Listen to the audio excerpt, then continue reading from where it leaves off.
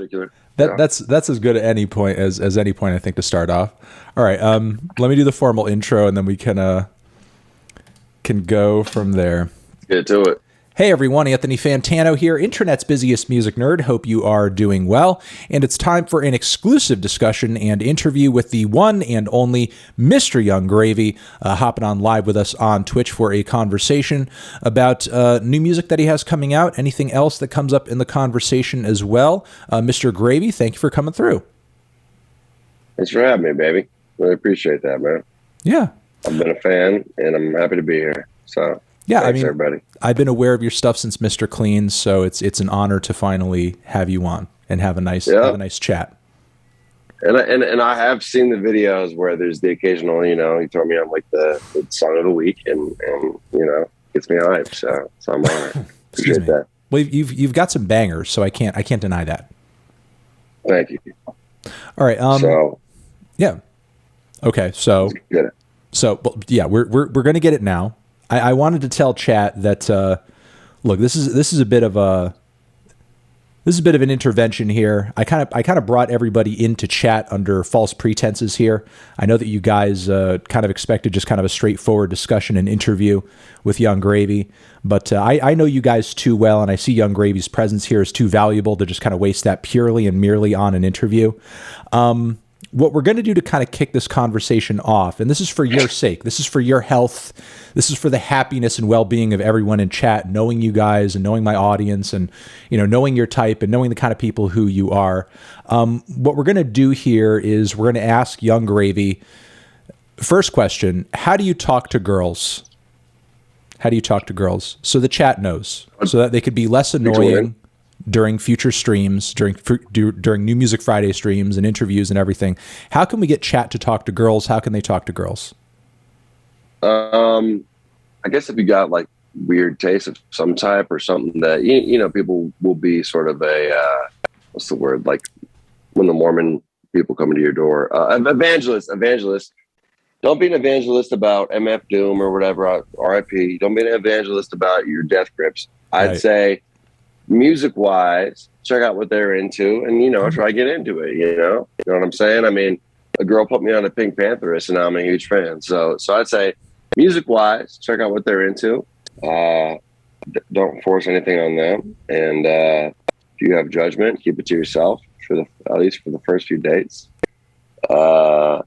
I'd say be confident. Whether you're a Redditor or if you don't show your face in public a lot, I mean, you got something going on, man. You definitely, even if you don't, go in like you do and create it. Because hey, when I first started ever talking to women, I was a skinny ass kid. I had a bunch of acne, a wee ass kid, and all my friends were attractive. I was like a little skater crew. And I had to learn how to wheel for myself. So basically, no matter where you're at, confidence is key. We go in with that. I think that's a really excellent.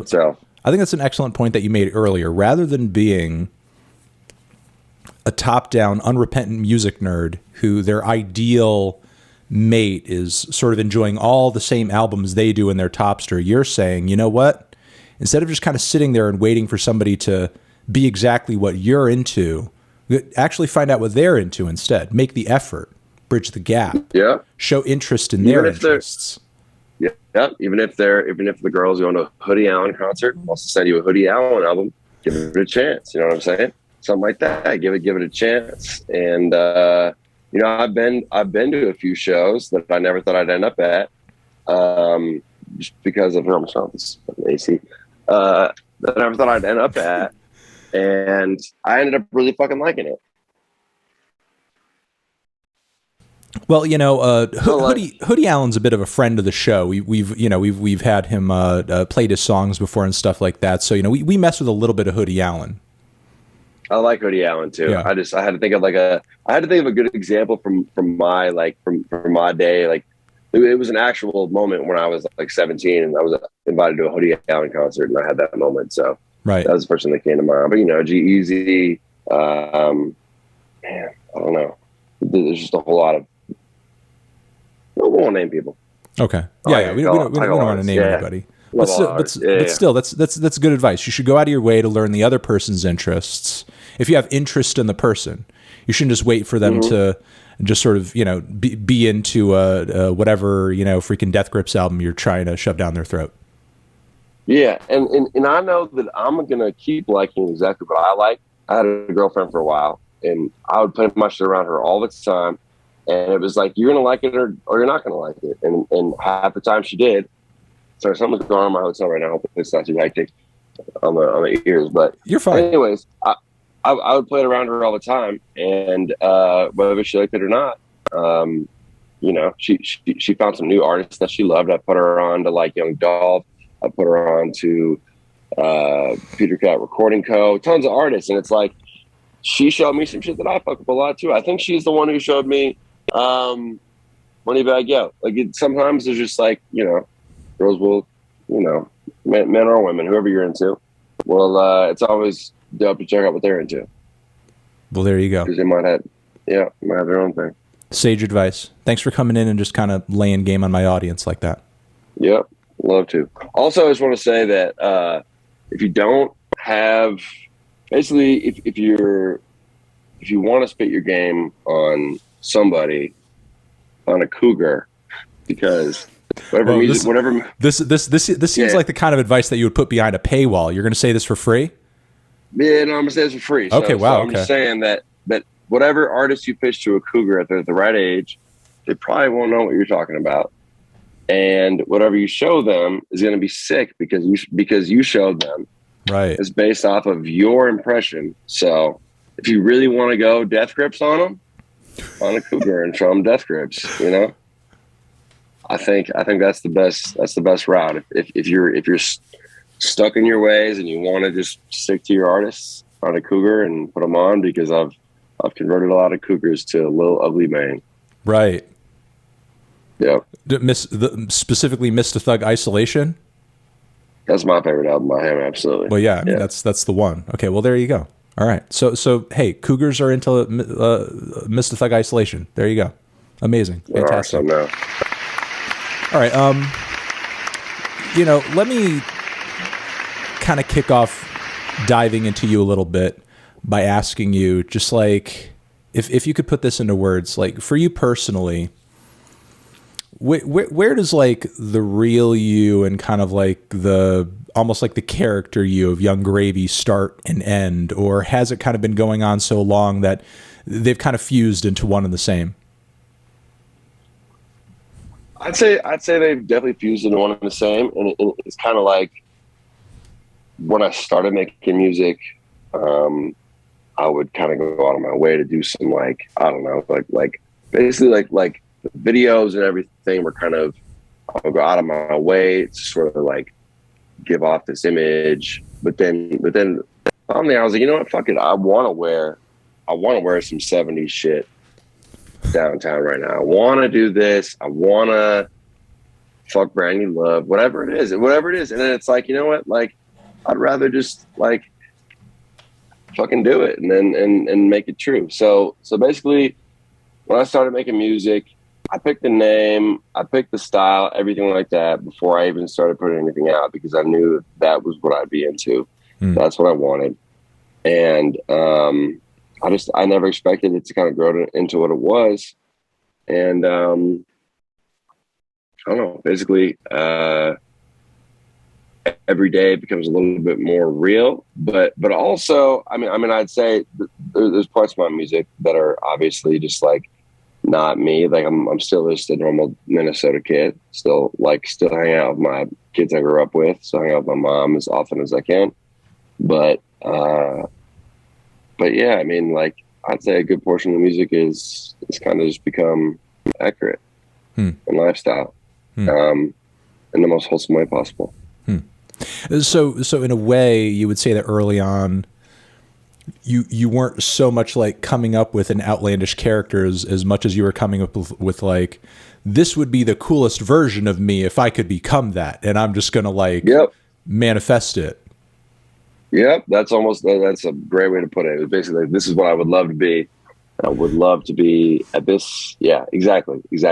And in every song I have some lyrics that are just real, like exponential, like just huge statements or whatever. And that's obviously not always the truth, but there are a lot of lyrics that I have that are truth, and I'm sure you did a little bit of research. There's some wild shit that I've been into at some points, and I don't know. I think that the character that I sort of was envisioning is what I wanted it to be, and then now I've kind of reached that point, and I'm almost like, damn, like, let me chill out a little bit, let me chill out a little bit and just be more, because like I don't know, it's dope. I love all like no, you know what? I like where it's at. I love where it's at. We'll give it some time. Okay. Cause yeah. Musically, I love where it's at right now. And basically, the brand has been the same the whole time, but musically, I'm kind of growing. And Gravy Train is full speed ahead. So you kind of talked earlier about just in a way still being kind of a regular Minnesota kid. Like, tell me a little bit exactly like what that is like. I mean, obviously some pretty notable rappers come out of Minnesota, but I think a lot of, fans still don't really know what like being from kind of the Midwest is like culturally. I mean, for you personally, like what were some of your first aspirations before maybe the idea of becoming a rapper popped into your head? So, man, where I'm from, Rochester, Minnesota, it's basically the only like decent sized city outside of Twin Cities in Minnesota. Mm. But I spent a lot of time in Minneapolis and St. Paul, and it's just like everyone there is pretty much on a mission to like see like you're going to college, you're gonna be a bartender. It's like it's one of the two, and I was very like, I mean in high school I didn't really have any of these like I didn't really make a goal to be a rapper until I was already in college, but which was at University of Wisconsin, which is not far out, so it's same shit. Hmm. But I don't know. It feels like in the Midwest, a lot of people just kind of plan a lot of people kind of just doubt themselves and will plan to continue in whatever lifestyle their parents did or whatever. Or someone will move to LA and go chase it. But it's kind of like, it's like the Midwest now with the internet. It's like you can do whatever you want from anywhere, I see this huge growth now in Detroit again with artists like fucking Sada Baby, Babytron. And you got, I mean, Chicago's been huge. Minneapolis has a few. I'm probably the only one from Rochester, but it's basically the same thing. But I feel like Minnesota artists, Midwest artists in general, are just kind of, you're kind of raised with sort of a more humble. I want to say, just compared to people that I've met in other areas, more humble upbringing, and it's kind of like when you get out there, and it's basically when I first ended up getting out to LA and Atlanta, people would be like, "Oh my god, dude, you're so nice! Like, why are you so fucking cool, man?" It's like, just like I'm being myself, It seems like the Midwest kind of has, and I think personally, you're from Connecticut, correct? Yeah. Yeah. I think I mean, every state's different, but there's places where people are just raised. Well, you're not from a place that has a chip on its shoulder, so you don't have like an air about you. You're just kind of chill. It's not a California or Florida or Texas or New York or anything. It's like a lot of people don't even know the difference between Minnesota, Michigan, and Missouri. Right. So it's kind of like we're out there and we're like, the you betcha type folks, and it's crazy how much good music can come out of places like that. Because I know you've heard a lot of other Minnesota rappers. Personally, I'm just really close with like Bobby, Corbin, Tip, the other Minnesota rappers I fuck with. I haven't really associated with them as much. It feels like there's kind of like a couple little groups, but yeah, man, I'm very proud to be from there. When you first started like recording and putting songs together, what would you say like was the process in terms of like finding your voice? Because when people think of like your earliest like SoundCloud tracks that like blew up, like, while you have evolved artistically since then, you still kind of had like pretty much for the most part like the distinctive voice and delivery that you have now, which I mean obviously is very close to your speaking voice as well, but it's like, did it take you a moment to kind of like reach this point to where you're rapping almost in a way where you're kind of giving like these, I don't know, sexy sensual porno narrations in a way, just like sounding as smooth and buttery as you do, on the mic? Was there a part where you were just like, I'm going to come on here, I'm going to be a lyrical spherical miracle, da da da da da, was there ever a different energy and you had to kind of like arrive to the place where you are now? I never really was into the spherical miracles. I kind of, I mean, right when I started making music, I was in college. I went to the University of Wisconsin. Right. And I don't know, man. Basically, it was like I saw these other artists kind of blowing up on SoundCloud. I mean, there was Lil Peep, Lil Yachty, a few other artists that like I could name that I watched kind of blow up just because they were so unique. And I worked at a business accelerator where basically I would take like technology that these grad students would create, and I would basically just make it sexy. That was my job, was find these smart ass people who don't know how to market something. So you have a marketing background. So I would teach these kids how to do all this shit. I mean, they're way older than me, but I'd be like, yo, like, let's call it this sleep apnea machine or something. We're going to call it blah, blah, blah. And I teach them how to talk to the whole crowd or whatever. So basically I was like, you know what, this is cool. I want to start a business. I started a few in college, but I was like, you know what, I could just do this on the internet. Rap is my favorite thing. Music is my favorite thing on earth. I said, let me just try to do it myself. So then, man, I just, I don't know, from there, it was just like, I put all my time into it. I was working at this other job. I was working on music on the side in college and kind of just came up that way. I started as basically just a business background. I was like, oh, like this is, I didn't have any music education at all. So I never really learned how to play instruments, blah, blah, blah. I just listened to music all the fucking time. I was a fiend, listening to music 24/7 since I was like 15. And I basically started just rapping. Couldn't do anything else. I couldn't produce. I couldn't do any of that. I've learned all that since. But at first, it was just the rapping part and the marketing part. And I was like, you know what? Like, I can spit. I can say some shit that people are going to be interested in. And I know how, like if I put my personality into this shit, I think people might like it. So I started my early shit. I mean, from the start, it was just SoundCloud and YouTube. I didn't show my face anywhere, kind of like a Spark Master tape. For the first 2 years, I was fucking just incognito. I was posting only pictures of like pinup girls for all my music and all that shit. And I would just have this sort of identity. It was this like vintage, mysterious rapper. And then finally I found somebody. I mean, I didn't really know anybody. So I didn't have anyone that could help me in the industry. I was just on SoundCloud, messaging people and meeting friends on there. I was in Madison, Wisconsin. There was no one there. So finally, I just met some random kids at a party that had shot some videos for some brand. And I was like, yo, let's shoot a music video. We made the Mr. Clean music video. It was just about 2 years after I started putting music out. I was like, you know what, fuck it, let's show my face. I had at one point I was thinking like, shit, my whole career I could just be like a Spark Master tape, like a marshmallow, and not show my face. But we filmed a video and it was sick, and I said, you know what, let's do it. It's time. So it all kind of started that way, where I was like, yo, I'm gonna make this cool brand. I'm gonna do exactly what I want to do. Because I didn't have all these rules. I could sample what I wanted. That's my biggest thing, was sampling. And I wanted to just say whatever the fuck I wanted and drop the shit on SoundCloud.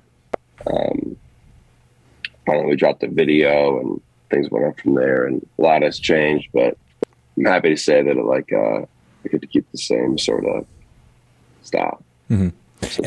And again, like early on, you'd say kind of like the the deep voicing and kind of the way that you pace yourself flow wise, like that was pretty much like set in stone early on? Well, yeah, my voice was, set Yeah. in stone from birth genetically. And the I think my delivery has gotten a little smoother just because at first I was just fucking talking about shit. The Right. first album that I record, or the first project I recorded, was an EP, the Mr. Clean EP. I booked a 2-hour session at a studio in my hometown for $200, and I recorded all 5 songs on the EP in 2 hours. Right, and nowadays, I mean, shit, we'll finish the beat in 2 hours. I mean, we'll finish the beat and maybe a little top on in 2 hours. I mean, a song now takes me at least fucking 5 to 10 hours, if not more. And at that point, I finished 5 in 2 hours, and that was my first project. And it was just like, I mean, it in a dope way. It was just purely me. It was like I didn't adjust anything. Everything is one take on my whole first project, and my second project, most of it is one take because I didn't know shit, man. I didn't know anyone in the music industry, so I was just doing it myself. And yeah, I mean, sometimes I'll hear the mix for like Mr. Clean when I'm performing live, and I'm like, damn, that mix is kind of rough because I did it myself on GarageBand. Right. But at the same time, I'm like, I'm glad that fucking people like this, man, because like at that point, I had no idea it would turn into anything. My whole goal when I first started rapping was like, yo, I love Currency. It was just a random goal that I made for myself. It was like, I love Currency. I'm going to put out some music. It'd be so cool if like Currency one time like replied to me and I could like say hi to Currency. Since then, we've talked a ton. Like, I mean, miles beyond that. But when I made that song, that was kind of my outlook on things. So I'm so happy that it worked out. Would you say in your early recordings as well, like your trademark sense of humor that people like really love in your music was kind of, already in there from the jump, or was that something that in terms of your character and your personality that you had to start like kind of peppering into what you do as well?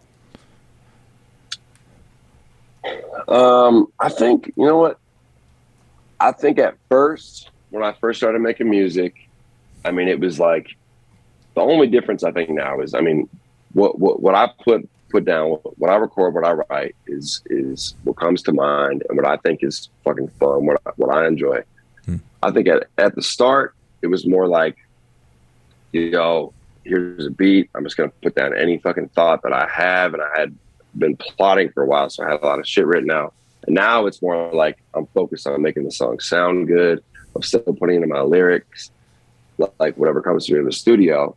So it's going to be something, enjoyable. I guess I'd like to say it's fun lyrics. But I guess the only difference now is, I mean, shit, I mean, like I've changed over time when I listen to my lyrics then and my lyrics now. It's I think back, I'm like, yeah, hell yeah, I would have said that. Like, I like those lyrics. I don't really regret anything. I like all that shit.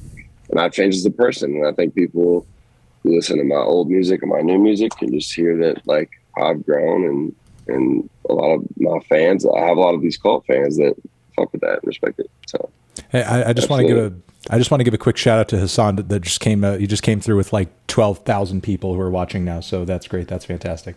We're having a conversation with Young Gravy. We're kind of getting some background on the man, the legend. Kind of what's brought him to this point artistically, and we will be talking about new stuff as well very soon. You brought up Currency a few minutes ago. And, you also have like really notable crossovers with guys like Young Dolph, rest in peace, Chief Keef, repeatedly. To what do you owe the fact that like, I think a lot of people out there unfairly would kind of just like very strictly categorize you as like a comedy rapper. You know what I mean? But like, on the flip side though, there are some really serious fucking artists, like street legends, frankly, like who really fuck with your music and want to collaborate with you repeatedly. Like, so what is kind of, the gap in understanding there that people aren't really getting, to where they see you and they're like, oh, he's just like this meme guy. But then simultaneously, like there's these other dudes who, repeatedly are like, no, this guy's for real. He's serious. Like, this is great. I'd love to work with this guy and sort of do it again and again and again. What it is about that rapport or connection or you or what you do that sort of makes these other artists take you seriously and want to cross over. Hey man, I don't know. I've thought about it over time, and it's kind of like the sort of like the term meme rapper. I've heard that about myself a lot, and I Yeah. guess like I don't really take that as a bad thing. But if I had to if I had to guess what a meme rapper was, I mean that's kind of like someone who's making a song as a joke. You know what I'm saying? Kind of like a science teacher making a rap song for their class or something like that. Whereas like whereas I'm making music with the sound in mind first. Like when I make a song, like I want that shit to sound great. I want to make a hit. I mean, yeah, like the lyrics come after, and lyrics just will come to my mind, and it's what makes me happy, and it's what I hope make other people happy. And I haven't changed that style because for years now I've just the fans. It's lighthearted and it makes people happy. And I guess I think that a lot of other artists can see that too. Like Keith and I became good friends. Met at the studio one time, and he just vibed with me because I don't know, both from the Midwest, and he was like, "Man, this kid like we had a lot of the same tastes." And when I'm in the studio, I mean, I can put some shit down. I mean, even if what I'm releasing is if someone could see it as like some lyrics might be sort of a clown thing, it's like when I'm in the studio, if you go deeper into my cuts, like there's like I can spit some shit too, and there's really well thought out shit in there. Unfortunately, like some of my biggest songs are some of my earliest things where I didn't care as much. And I was just fucking around.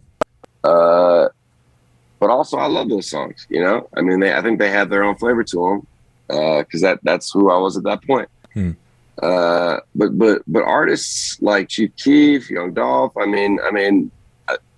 meet them and spend some time in the studio, and it's like I don't really want to collab with somebody. I don't want to like just send a verse, send a song over, and get a collab over the internet and pay for it. You know, it's like I'll like the only features that I get on my projects are my favorite artists, which I mean Juicy J, Chief Keef, Lil Wayne, Young Dolph. It's the people that I love the most, and to do that, like I don't want to just pay them. You know, it'd feel like bullshit. It wouldn't be worth it to me. So I mean, I guess a good example is Lil Baby.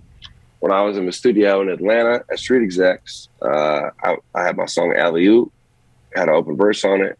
I was in there with Jag. Shout out to my boy Jag. 2 Chainz came in and he was like, "Yeah, we need someone on this." And they brought a few artists in. We were just kind of just kicking it. Yachty came in, Quavo came in. They're all like, "Yo, this is tight. This is tight." And Lil Baby came in and he was like, "This is the one. Like, let's cut it right now." So like Alley Oop, for example, it was like we got to know each other that night, and the song came together because I mean I think he respected that the song was hard. I think he fucked with it, but it was also like getting it like I've never collabed with someone I don't know. I think knowing somebody and being able to put somebody of it together is more important than a bag. So I haven't really ever done a feature before. All the music that I've been on or featured on is good friends of mine or artists that I fuck with a lot. So you make that connection first. Yeah, making the connection first or doing it in person. Absolutely. And and when you're doing that, kind of operating in that, like, I don't know, maybe I mean, obviously it's a part of your personality, but simultaneously, like, do you feel like you're also pulling from like that marketing background that, you have kind of lodged into your brain as well? And, be it like networking and making connections, like, in almost like a business kind of sense? Not with collabs, not with meeting people, because that's all just meeting people and like marketing, kind of all that shit is sort of pre-planned, and that's something you can think about ahead of time and kind of coordinate whatever. I think when like meeting somebody, I think that's another thing about being from Minnesota, where it's like being down to earth and just being an all person. People respect that, and I think that's why I've made a lot of friends in music, where making a friend before you even work on something is definitely been huge for me. I mean, shit, like I'm just as happy, like half of how much I love my career is just because of the friends I've made and people that I can, hit up and have a good time with them in Atlanta, hit up whoever, if I'm wherever I'm at, Miami, hit up those artists there, and it's yeah, I wouldn't say it's just a marketing thing. It's just like I want to make friends, and good people want to work with good people, and sometimes good ass music comes out of that. So give us a little bit of a preview here in terms of like, I think you were kind of alluding to this a little bit earlier in terms of like, your older music and maybe where like a lot of fans kind of see you because that's where they were kind of first introduced to you. Like you had this period in your career where you were like, almost just like grinding as a SoundCloud artist that nobody knew about. You eventually kind of blow up and kind of become the image that you projected for yourself. And, you reach like the apex of that around like, almost like the Oops era, where we're seeing like the young Gravy fully personified and everything. But like, what would you say beyond that is like the next step for you? Because obviously like, you do seem like very aware and like responsive to what the fans are enjoying about your music and kind of getting out of your music in terms of its tone and its charisma and its messaging.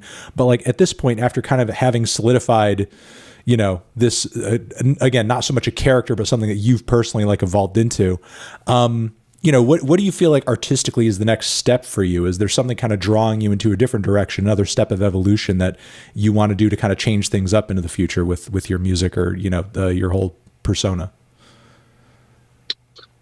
So that's a good question.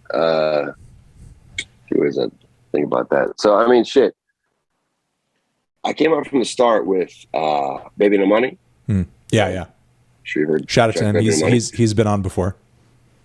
Yeah, Baby No Money, very good friend of mine. We got an album and a tour coming pretty soon. So him and I mean, I've kind of come up together since day one.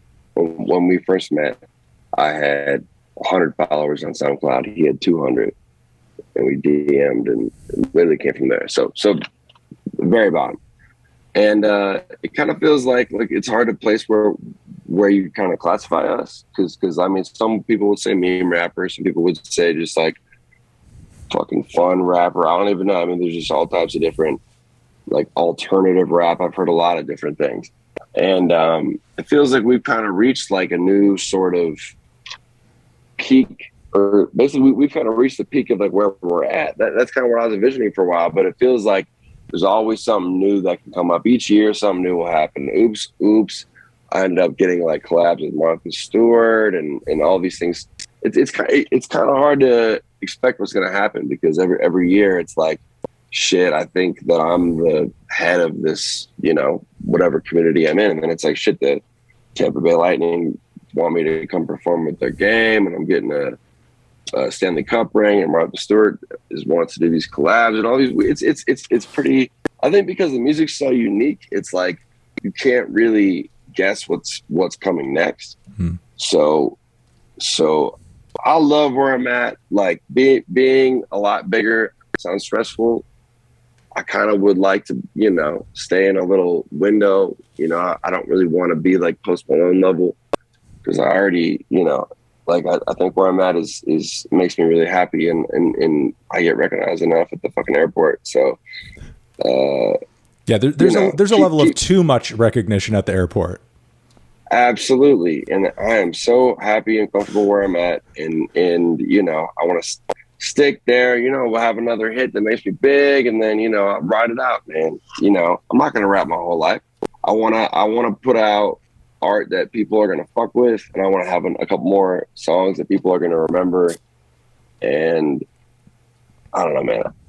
I don't see myself being a fucking Drake. I would love to be a Gravy, be like a Suicide Boys isn't the perfect sort of example, but I want to keep my cult. I mean, I do have a cult fan base, but after touring with Suicide Boys, I saw theirs too, and I'm like, man, I would love to just keep a great fan base and just keep growing it, and it's like a family. Keep a family around me, and put out shit that they consume, gather more fans as I go on, and if something blows up, fuck it, I'll embrace it, tour with it, and then get back to my bullshit. Not Drake level, not Post Malone level. What about like Jack Harlow level? What about that level? Is Jack Harlow level? Yeah. Is that still Couldn't too see that coming. much? Is Jack Harlow Uh, level too much? you know, I don't know what to say. I'm pretty fucking proud of him. I actually met him about 5 years ago, Yeah. and dude, 5 years ago when I met him, dude, look, I don't know. I think he had some sort of awakening on like ayahuasca or some shit. I saw him one year. Next year, I saw him. The dude was so much more attractive. Swear he was 3 inches taller. His music was so much doper. I mean, he was a really cool kid before that, but this Yeah, no, dude, I he I blew up. remember the And Jack Harlow looks from 2017. We remember. yeah. That's when I first met him, and I got a lot of love for that dude, and I think he deserves all the hype he got, all the hype he has, and shit, man, I would enjoy that for a brief amount of time, but like being stuck there and like being at that level for forever, I think it would just get pretty old. I don't want to be like a just someone where anywhere I go for the rest of my life, I'm playing people. You know what I'm saying?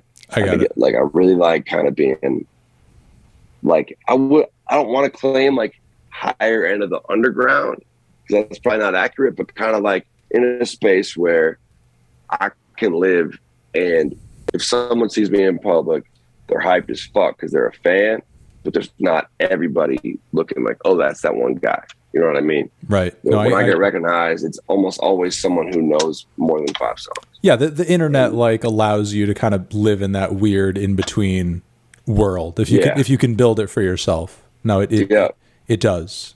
Sometimes I'm recognized at the grocery store, I'm sure. or I'm but absolutely the thing sure. is, if I go to a concert, then it's like all bets are off. Then Yeah. Oh yeah. I was at a T-Pain concert recently. T-Pain brought me out in LA a couple weeks ago, and it was just like, man, it was a shit show. So there's places places we got to lay low. But down the road, 10 years from now, I don't know. I'll just switch up my look and chill. I got it. I wanted to, ask you about like what you have creatively coming down the pipe, because we talked a little bit about that. You have, a new single dropping soon.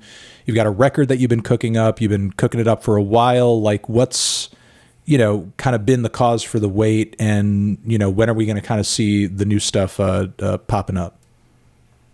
Yep. So I got an album coming. I got so a few singles for the album. A solo Gravy album coming before summer is over. And then I have the Baby Gravy 3 is also coming before the year's over.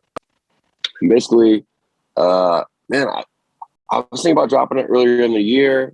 I ended up touring so much, and I just like basically I had like a release date planned, and I just said, fuck it, you know what? I want to send this thing out. I've always had small projects.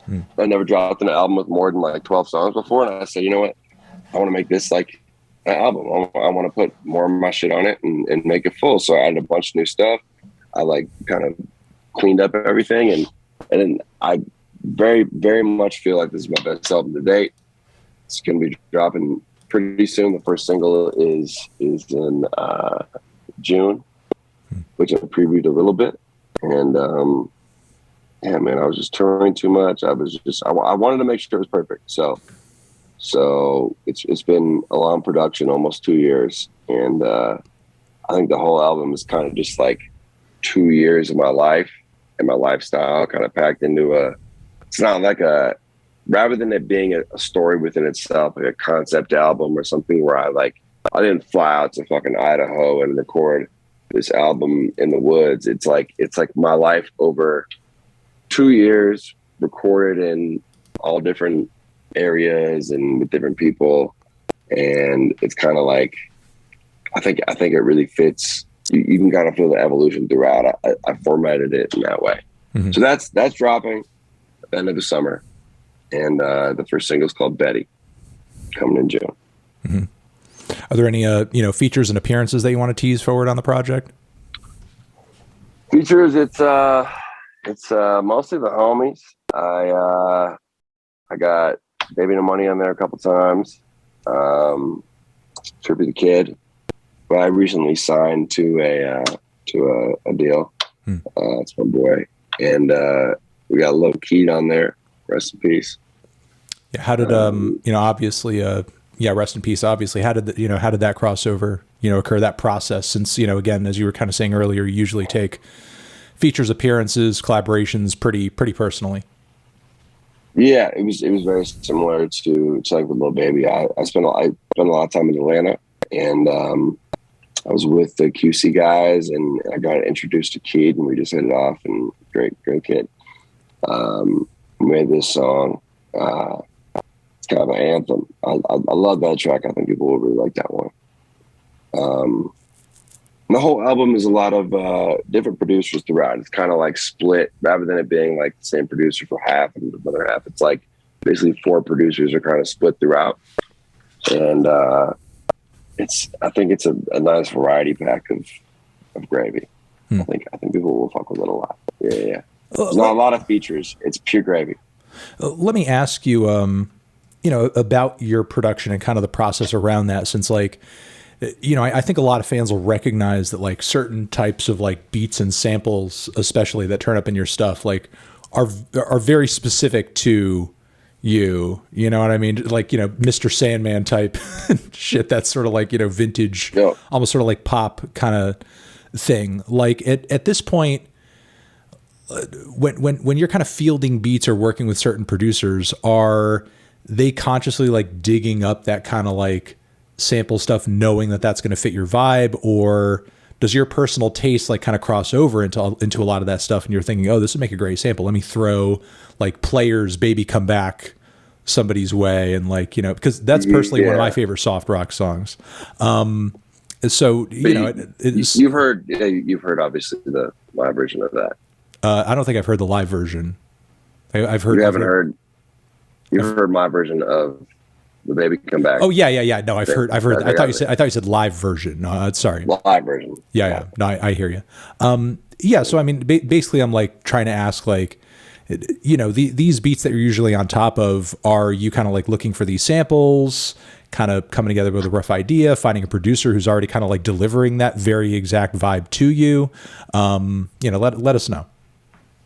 So for a long time, I worked in more of a sort of the same SoundCloud way that I always did, where I would be, I don't know, on Facebook Messenger or texting or whatever with my producers, send them a sample, get a beat back, and kind of just spit on it at another studio.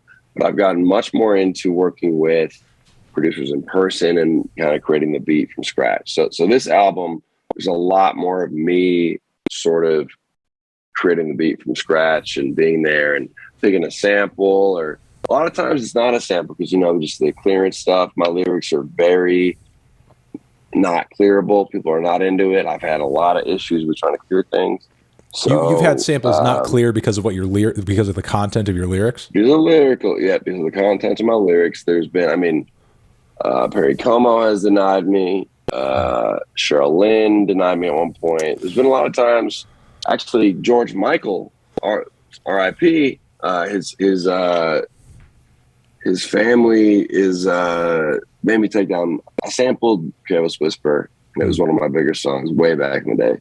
And I had to take that down. I'm giving them money for that now because they're not into it. So there's been a lot of little things like that, which I get. I say some ignorant shit, especially back in the day.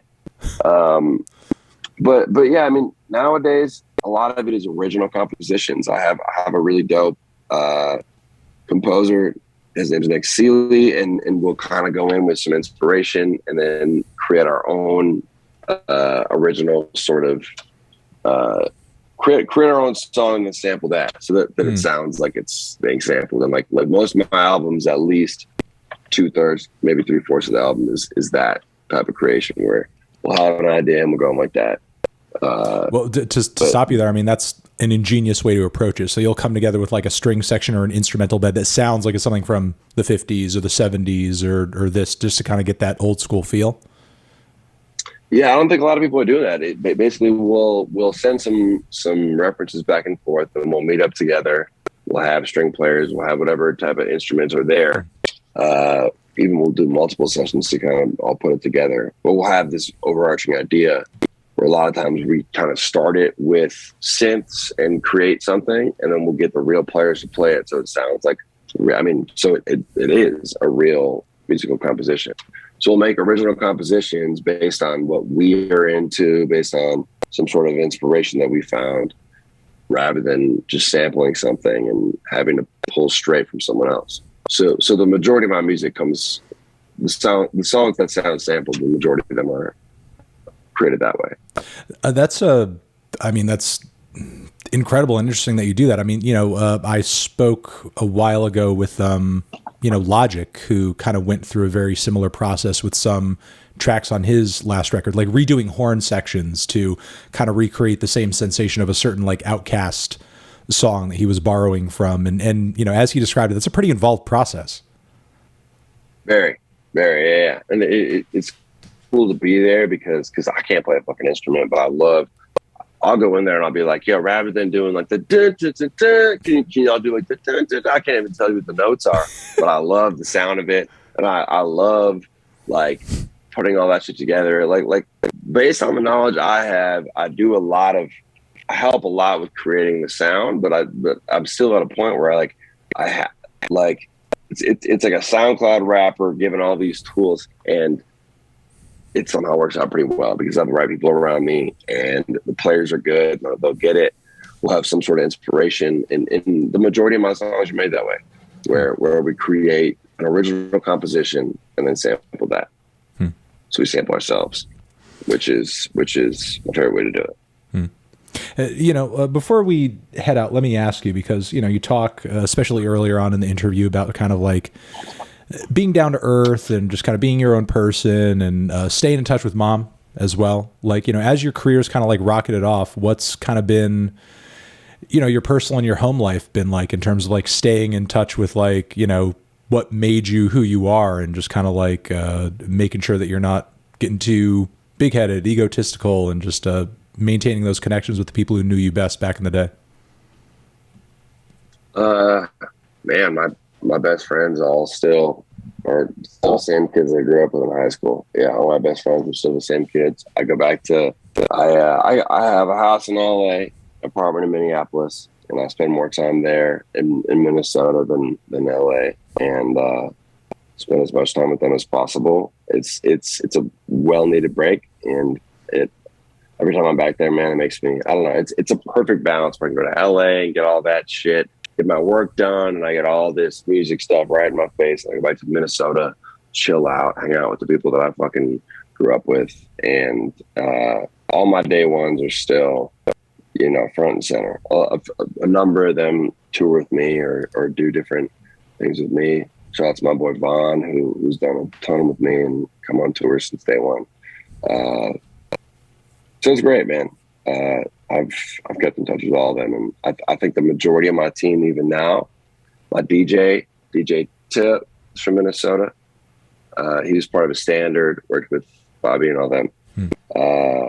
Andrew Puya, older brother of Puya the rapper, is my tour manager. All these fellas, like I've met 4 or 5 years ago, and we've been a team since. So the sort of day ones or day twos are always around, man. That's my favorite people. All right. Well, dude, again, I appreciate you taking the time and coming through and being an open book and having a conversation, giving my fans dating advice earlier. What else do you want to leave us with before you head out? Man, well, shit, I appreciate you putting me on here. Let me maybe I'll send you the album before the next drop. You give me a thumbs up or thumbs down before you put out a public review on it. And otherwise, man, I appreciate all the fans that are watching because man, I've been a Redditor, I've been a Fantano fan forever, and it feels good to be in this position now, man. I've always been inspired, so it was really good to be here. You were cool before you even came on here. You were flown out to go hang out with the fucking Seahawks, like, and you're hanging out with Martha Stewart, and you're jazzed about chilling with Fantano on Zoom. No, this is big, man. This is big. I know a lot more about you than I know about the Seahawks or Martha Stewart. So man, I appreciate it. Well, I'm sure she's still nice. I'm sure she's still nice, though. She's a sweetheart. She hasn't let me hit yet, but we'll see. And also, I mean, tough as nails, though. I mean, she was in jail, so yeah, one of the baddest bitches I've ever met. One of the baddest. Yeah, Well, absolutely. hey, Liz, I'm pretty sure she's from Connecticut, so if you ever come by, you can probably visit us both. I was at her house. It's in upstate New York. Oh, okay. Beautiful Well, I mean, place. she's probably got Yeah, like 10 houses. yeah. She do her. I mean, the house that I went to had a plenty along with it. Yeah, yeah, yeah. It's crazy. It's wild. So shout out to Martha. Everyone in the chat. Fingers crossed that I hit someday. Wish me luck Good luck. and appreciate you having me, baby. All This is right. great. Thanks for coming on, man. All Bye. right. Have a good night, yo.